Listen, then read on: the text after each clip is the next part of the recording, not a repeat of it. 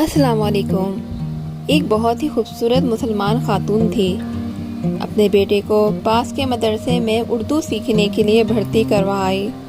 उर्दू पढ़ाने वाला मौलाना इस औरत की खूबसूरती के बारे में जानता था। छुट्टी के वक्त मौलाना ने उसके बेटे से कहा, अपनी अम्मी को मेरा सलाम कहना। बेटे ने आकर माँ को कह दिया कि मौलाना साहब ने आपको सलाम भेजा है।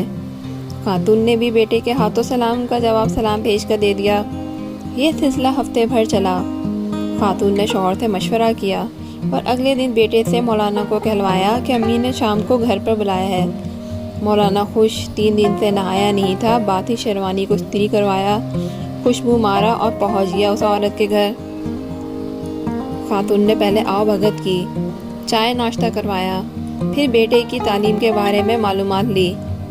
मौलाना रस्मी बातें करने के बाद अपनी असलियत को तराया। कहा, माशाल्लाह, आपको खुदा ने बड़ी फुर्सत में तराशा है। खूबसूरत लेडी, वो तो है, शुक्रिया। मौलाना, मुझे आपसे इश्क हो गया है मोहतरमा। खातून, जी हाँ वो तो है, पर ये बात अगर मेरे शौहर ने सुन ली तो बहुत मुश्किल हो जाएगा। वो आते ही होंगे। अब आप जाइए, कल शाम को फिर आइएगा, तब बात करेंगे। मैं इंतज़ार करूँगी। मौलाना चलने को हुआ ही था कि बाहर से उस खूबसूरत खातून के शौहर की आवाज़ आई। कौन घर में घुसा है, हरामखोर? मौलाना घबराया। मैं छुप जाऊँ?